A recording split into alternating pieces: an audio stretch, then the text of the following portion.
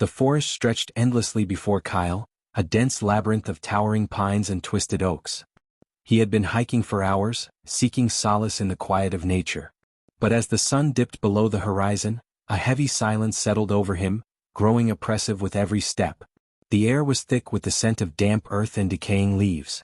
Kyle glanced at his watch. Nearly 7 p.m. The sky was a bruised shade of purple, and he had lost track of time. His phone had no signal, and the map he'd brought was no help. The path seemed to disappear with the fading light. He was deep in the forest, alone and disoriented. Then a low growl vibrated the air. Kyle froze, scanning the trees. A rustle followed, then the scraping sound of something dragging across bark. The hairs on his neck stood on end. Suddenly, a flash of pale skin and skeletal limbs caught his eye. A figure crouched behind a cluster of pines. It wasn't human.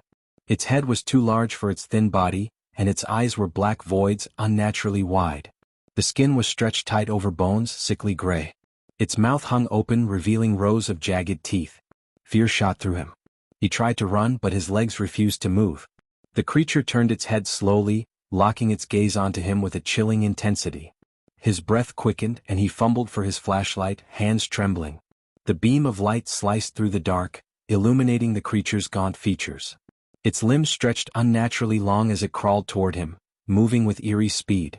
Kyle screamed and bolted, pushing through the underbrush, his heart pounding. The creature's pursuit echoed behind him, scraping, growling. He couldn't afford to look back. In the distance, a flicker of light, a campfire.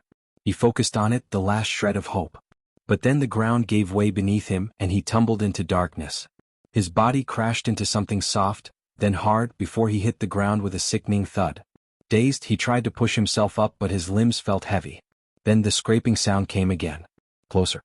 Turning, he saw it, the rake, standing just a few feet away. It moved closer, its limbs cracking as it crawled toward him. Frozen with fear, Kyle could barely breathe.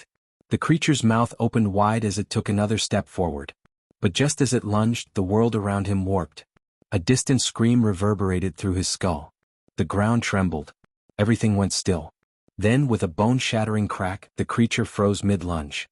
A voice, cold and commanding, broke the silence. Not tonight. Kyle watched, transfixed, as a figure emerged from the darkness. Tall and slender, cloaked in dark, shifting shadows, it approached. The figure had no face, just a smooth expanse where features should have been. The cloak rippled like liquid. It raised a hand toward the rake. The creature howled as its body twisted unnaturally, joints snapping. The figure didn't stop until the rake was a crumpled, pitiful form on the ground. The figure knelt beside it, and Kyle realized the truth. This wasn't a savior. It wasn't here to help him. It was something much older. The figure turned its empty gaze toward Kyle. "I am the keeper of boundaries," it said, its voice like dry leaves rustling. "The rake was never meant to be here. It crossed into this world. You are not its prey. You were simply caught in the crossfire." Kyle's breath caught in his throat. "Then why was it after me?" "Because you believed," the figure replied. "The rake feeds on belief. But you are not its true target." "What now?" Kyle asked, his voice barely a whisper. "Now you leave," the keeper said, its form rippling like smoke. "You will remember this place, but you will carry it with you. The rake is gone, but you will never forget." The keeper raised its hand again. The rake let out one final tortured screech before it dissolved into shadows, vanishing from sight. Kyle stumbled back, unable to comprehend what had just happened. He wasn't afraid anymore. The terror he had felt earlier had shifted into something more unsettling, an awareness of forces beyond human understanding. "Go," the keeper whispered, its voice like a rustle of dry leaves. "Leave and never return." Kyle nodded, his body moving on its own, walking away from the forest, though his mind was still reeling. The world outside seemed unchanged, but he knew better now. He had seen something that no one should see, something that made the world feel wrong. As he walked toward the distant lights of the town, a strange sensation crawled up his spine. He glanced over his shoulder, but there was nothing. Still, he couldn't shake the feeling that something was watching him.